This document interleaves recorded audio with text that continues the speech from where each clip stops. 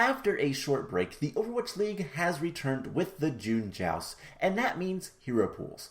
With Tracer, Sombra, Reinhardt, and Zenyatta out of the mix, everything is shaken up as some of the bottom teams strive and some of the top teams struggle. Hey guys, how's it going? My name is Always, and welcome to the Overwatch League Weekly Recap. In this video, we'll be going over the matches this past weekend, partially to talk about how all the teams are faring, but mostly to see how my preseason predictions match up to reality. As such, there is a full spoiler warning for this past week's games, so if you haven't seen them, you may want to wait a bit on this video. We'll be looking at all the scores and how they match up to what I thought before the season even started. Before we get into this weekend's games, we have quite a bit of roster changes to discuss. Starting with some coaching changes, London's head coach has retired, prompting London to promote an assistant coach. Now, this is something I've said before, but the coaching aspect of the league is not something I'm super familiar with, so apart from relaying this change, I really don't have anything to say on it. Another minor change was the Philadelphia Fusion, moving 3 players, namely Poco, Shockwave, and Funny Astro, to 2-way contracts with Philly's contenders team, the Fusion University. Now, all 3 of these players have had visa issues getting into Korea, so this is purely to allow them to continue playing competitively rather than just sitting around waiting. I expect that if any of these 3 are able to get visas, they'll be moved back to the main roster entirely. As for player changes, the Houston Outlaws added main tank Dreamer to the roster during the bye week, and Dreamer actually began playing this weekend, playing most of the time.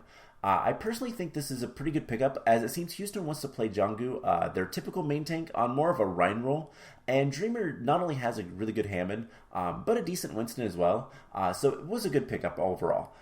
Dreamer was on the Valiant last year, and despite the Valiant struggle, he did look really good, so I'm excited to see what he can do with a much more solid team.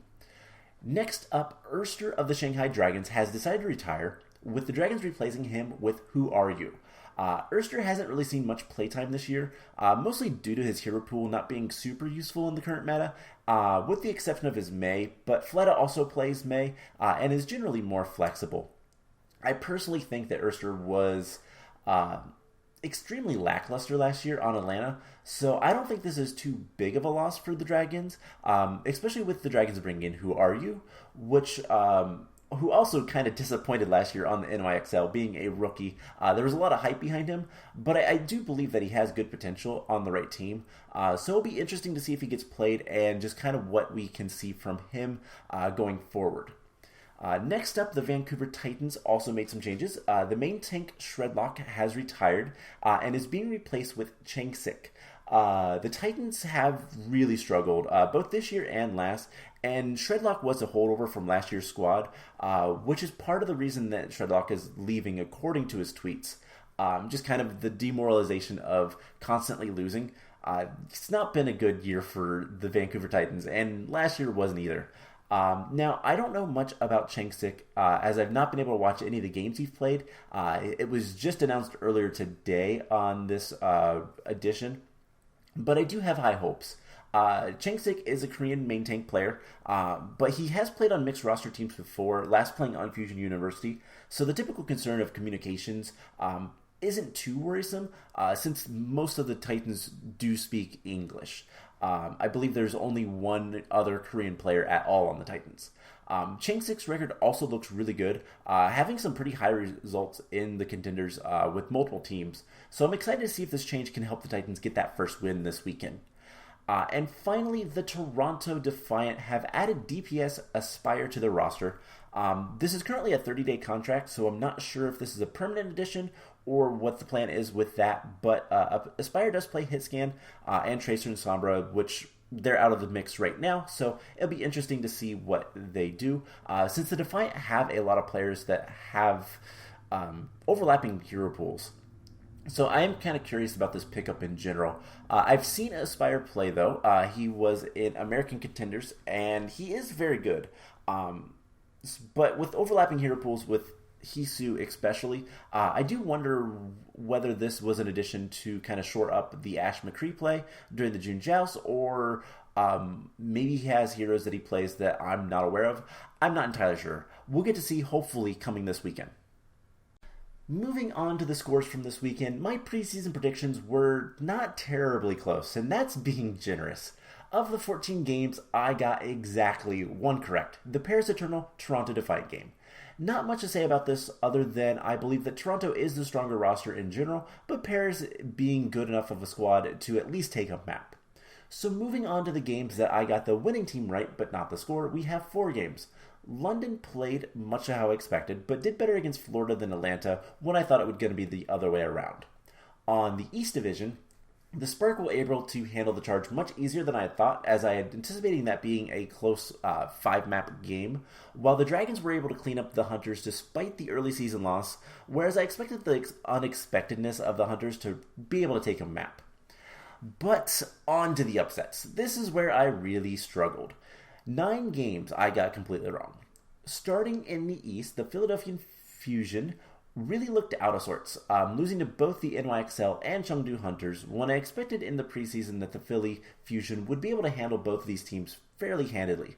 The Hangzhou Spark also surprised as they easily defeated the Shanghai Dragons. And what I thought would be a close game between the NYXL and the Guangzhou Charge, with the slight edge going to New York, showed the Charge being able to just handle New York pretty easily. On the West, Washington was clearly a struggling team in this meta, losing 3-0 to the Eternal, and I kind of anticipated the other way around, and Atlanta showed strength against the Outlaws in a game that I thought was going to be a little bit closer, but slightly in Houston's favor. Boston was the team that showed up this week, not only handling Toronto Defiant easily, but also the Washington Justice and giving Justice no map wins this entire weekend. And finally, Houston was able to recover from their loss against Atlanta to turn the tide on the Mayhem, a game that I thought Florida would not have too much trouble with. All in all, this was really not a good week for my predictions. Now looking to the individual teams and starting in the East Division, we're going to start from the lowest ranking team, which surprisingly was the Philadelphia Fusion, who went 0-2 this weekend. Coming into this weekend undefeated in the regular seasons, Philly just looked lost. Hero pools tend to mess up some teams, and Philly was a team that just couldn't figure it out in the East, playing a lot of odd comps and just overall not seeming to know what to do or how to play things. While some teams tried playing Orisa comps, mostly double shield, Philly stuck to dive, and I wonder if that's mostly due to Mono not being all that great at Orisa, or at least all that comfortable, as compared to his other tanks. And that lack of flexibility, or at least the willingness to flex, made Philly predictable, and they really struggled, especially against teams playing the double shield or playing a Reaper, as Mono just consistently got deleted. Overall, I don't think Philly knew what to play, and I really got that feeling during all their games. That's not to say things didn't look good at times for the Fusion, and Rascal and Larn both looked fantastic most of the time. Rascal, especially when he was playing that Echo, looked really good. But I was a little bit disappointed in the performance from Carpe, as he was quiet during most of the weekend and made some awful decisions, both in position and hero selection. I wanted him to get off that Hanzo so much. But luckily, Philly has this week off, so hopefully the extra time will allow them to look over what to play and how to play it, so they can at least be somewhat successful in the June Joust. Now, for the teams that went 1-1 this weekend, in no particular order, we have the Guangzhou Charge, Shanghai Dragons, Chengdu Hunters, and New York Excelsior. Starting with the Charge, Guangzhou looks a lot better this week. Despite losing to the Spark, they seem to be willing to play a variety of comps, including Orisa comps and even off-tank, Krong tanking up the Omnicourse at times. Lots of good things from the Charge, but overall they seem to struggle to win out against stronger teams that can handle the aggression that the Charge seems to favor. That being said, really good things from Eileen, especially when he was on the Doom, and Cribs Anna was a shine this weekend. Choice A1 was probably the biggest highlight for this team, as even on the Genji pick, which was questionable at first, did well overall, and of course his Echo continues to look like one of the best in the league. Now moving on to the Shanghai Dragons, a bit of a disappointing loss to the Spark, with the Dragons not even winning a map, but overall a decent weekend for Shanghai. Shanghai is another team that seems willing to play the double shield, but definitely prefers the dive. Shanghai has been interesting to watch in my opinion, as they have a lot of star players, but you don't really see big plays. That's just really good teamwork. And that's not necessarily a bad thing, as the Dragons still have that clutch potential, but typically they just don't need it. Great peels for their backline, good tank play, with Fate looking a lot better this week, good supports and fantastic DPS. all in all, as odd as it sounds, the Dragons look like a very solid team despite the bad loss to the Spark. And I think it's mostly due to the Spark not only looking really strong, but Shanghai not being able to deal with the Reaper and anti-dive styles, which really hurt Shanghai's re-engages. But Shanghai it's a weird team that looks really good despite no really big star plays. And I think if they can learn to adapt to the anti-dive and the Reaper comps, they should have a decent shot at the tournament once more. The Chengdu Hunters continue to be the weird team out there, easily handling Philly, but losing to the Dragons. So Chengdu is quite comfortable playing a variety of comps, and Elsa is another off-tank that is comfortable enough to play the Orisa to have some ball Orisa comps. Leave continues to be a highlight on this team, and Jimmy did well on the hit scale, especially Widow. But Jinbu, despite how good he is, continues to play really odd picks that just don't work, and it's a little bit disappointing. Though to his credit, Jinbu does seem more willing to switch this season. Overall, I think the weakness of the Hunters is the supports.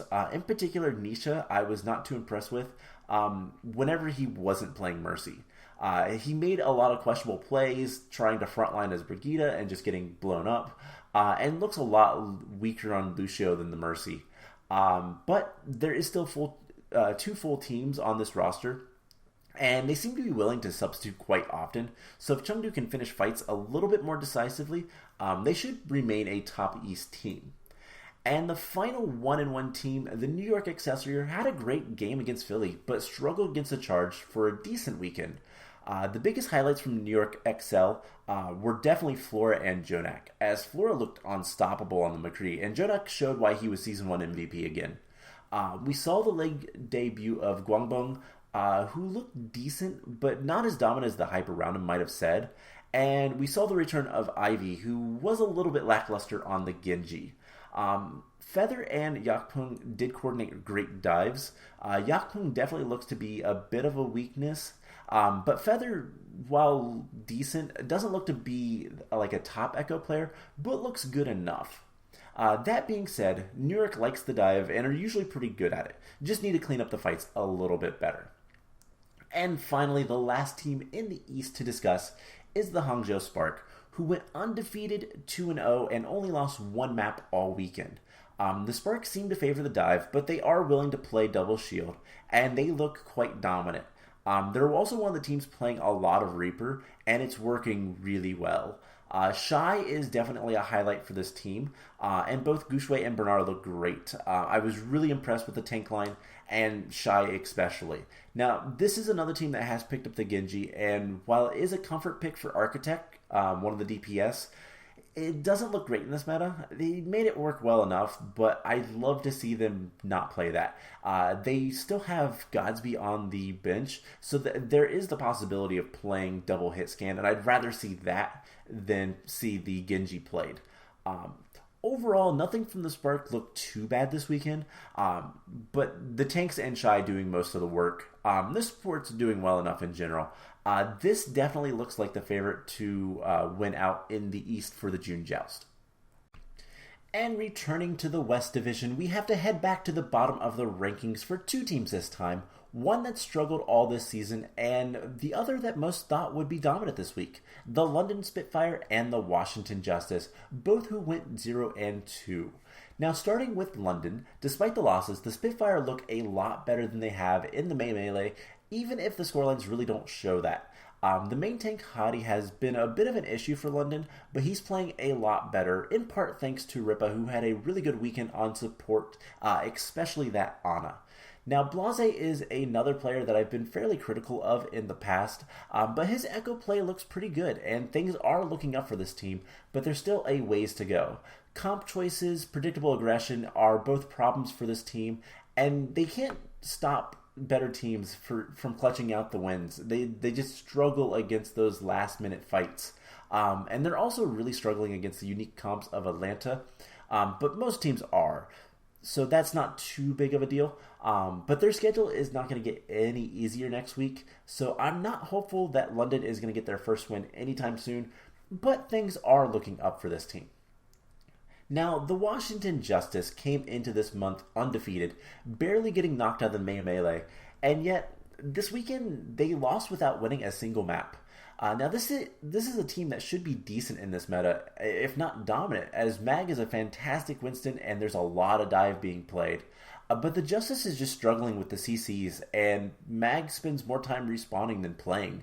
The Justice also had a lot of problems dealing with double shield, both playing double shield and going against it, and it's definitely their weakest look. They just seem lost playing it, having bad positioning, misusing heroes such as Mei, and just getting nothing out of it. Now that being said, Assassin continues to look really good on the Echo, and despite losing to Paris 3-0, the Justice did make it a 5-map game with 2 draws. But I think the biggest question people are asking is, where is Decay? Who most people, including myself, believe to be a better player than Jerry, especially on the McCree Widow. Decay is a very clutch star player, makes those big plays, and Jerry just isn't.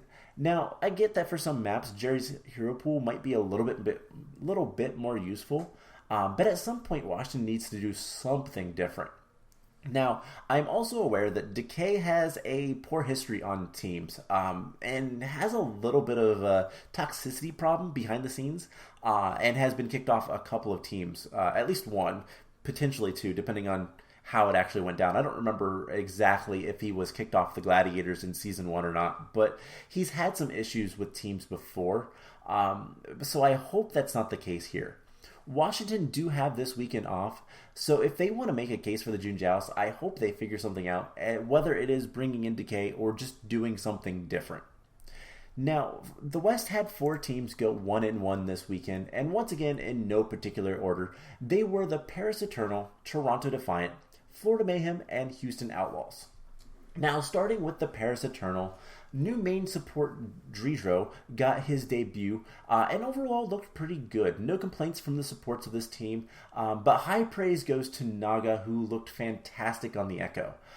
Paris seemed to want to enable Naga a lot. He almost always got nanoed, which helped that Khan's Ana looked fantastic as well. Don was another highlight of this team, the main tank, who decided to play Roadhog. I believe he was one of the few players that actually played Roadhog for any amount of time when did a double off-tank comp. And they made it work. So Paris seems to really know what they want to do, and they execute it well. They do seem to struggle a little bit against hyper-aggro teams, but still really good showing for this team, who has not been a top contender so far. Next up, the Toronto Defiant is one of those hyper-aggressive teams who did well against Paris but struggled against the dominant Boston. Toronto wants to play mostly dive, but they do seem willing to switch to double shield, especially if the map kind of requires it. Nice continues to impress on the Defiant team, and the tanks looked good. Hisu is a bit of a question for me, as he seems to get caught out making odd positioning choices and just kind of dying a lot and not really doing too much. But I think with the addition of Aspire and Logix on the bench, if Hisu doesn't work out in this meta, Toronto can definitely play somebody else and still look good, despite possible hero pool issues for both Aspire and Logix. Logix especially is fairly well known to have a very limited hero pool, but I can see them doing well if they want to play Widow McCree and play Logix. I want to see this team get a little bit smarter about their aggression, hold back a little bit more, and all in all, I think this will be a good month for this team. Now, moving on to the Florida Mayhem, this is another team that wants to play super aggressive, even on double shield, and I think that's a lot due to OG, who is a very aggressive player in general. So it's nice to see that Florida is going along with that aggression. And it's not necessarily a bad thing, but good teams can punish the over-aggression. Florida does show a lot of confidence in their skill. They clutch out a lot of fights that they really should have lost just by good ult usage and good plays from their DPS, which both of them look fantastic no matter what they're playing on. I've always been impressed by Yaki, and BQB has shown up really well both last year and this year so far. And in addition to that, Gangnam Jim on the Ana looks great as well. Florida does need to clean up their awareness. They had a really bad time in the one map they lost to London with no one getting on the point. They C9 twice in the same map, I do believe. So Florida's loss to Houston was probably more on Houston playing well than Florida playing bad, so I do expect good things from this team during the June Joust. And the final 1-1 team, the Houston Outlaws, looked decent. Nice seeing Dreamer back in the league from playing on the Valiant last year, and now on Houston, he looks to be pretty good. They seem to want to play him mostly for the Winston ball, with Jungkook being their Orisa, and when he's available again, I expect that Jungkook will be the Ryan specialist. Houston struggled against Atlanta's odd comps, but overall, a lot of Houston's success is off of the DPS, especially Dante and his Echo play. Dante's been known, if you're not aware, in ranked matches to play pretty much everything at a high level. I think he is top 500 in tank, support, and DPS all at once. He's really, really good at pretty much everything. And it really shows when he Echo duplicates things, just how good he is at all of the heroes. Now, it was interesting to see Jake getting a lot of playtime this weekend, even bringing back the Jake Rat on one of the maps, but mostly to play Mercy, which was a huge question. Juby has looked good, the main support on the Lucio, but he definitely needs a little bit of work on Brig and maybe a little bit on Mercy. So Jake coming in did solve that fairly well, even if it was really odd to begin with.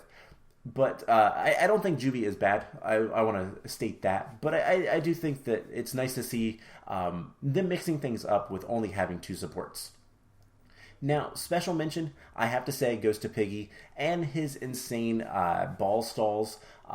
Blizzard, please nerf that. It's too strong. And overall, Houston looks really strong in this meta, and I expect a fairly competitive team this month. And finally, we have the two teams that dominated this weekend with 2-0 records were the Atlanta Reign and the Boston Uprising. Surprising, I know. Starting with Atlanta, a huge success to the tank line. With Ryan being out, I was a little concerned for Gator, the main tank, and I expected them to be decent with the dive, because they showed that a little bit in the Melee, but Gator played only Orisa this entire weekend, and they played a lot of Orisa Diva with a little bit of double shield, and this worked so well. Gator's Orisa is surprisingly good. It's kind of stupidly good, with his halt being so well thought out and purposeful, which is something that a lot of main tanks struggle with. Now, the DPS continue to look good. Pelican's Doom looking really good, and Kai getting a lot of work done on the Hiscans. Hawk also had fantastic games. And this is one team that brought out a unique look that other teams really struggled with. And I wonder if any other teams this weekend, this coming weekend, will be able to solve the Reign. Otherwise, Atlanta is looking at a top spot in the tournament. And finally, the Boston Uprising. Not who I thought would be dominant team in this past week, but they didn't lose a map. They 3-0'd both opponents at all. Like, not even a draw. Boston looked so good and are probably going to be the number one seed in the West. Unless Atlanta gives them a reign. Right now, with the teams I've seen, Atlanta or Boston look to be the best two teams. Now, Boston is also trying to play the Orisa Diva comps a little bit, but seem to favor the double bubble a little bit more, as well as double shield. Now, we got to see the first games of Gabolsi in the league, and he looked great. Together with Stan 1, the tank line of the Uprising are probably the major highlight for this team. Even Punk, when he does show up, potentially he's going to be a Sigma specialist, is kind of what I'm thinking. They look really good. Moonbong on the support continues to impress, and Faith actually did really well as well. The DPS for the Uprising did their jobs well. There's no complaints. Valentine's Echo does look quite good. And overall, I think the tanks for this team are going to be a major boon. But the supports and the DPS also handle their own, and I really do think that this is the team to beat during the June Joust. And with that, another week of Overwatch is in the books. Hero pools always shake things up a bit, and that's a bit of an understatement this time around. As always, thank you so much for watching, and I hope you enjoyed it. I will get these up on Wednesdays one of these weeks, and maybe if I can watch all of these games in a good amount of time. So look forward to that, hopefully next week, as we recap more games that are probably going to ruin my pick'em score. So I will see you guys in the next video. Bye!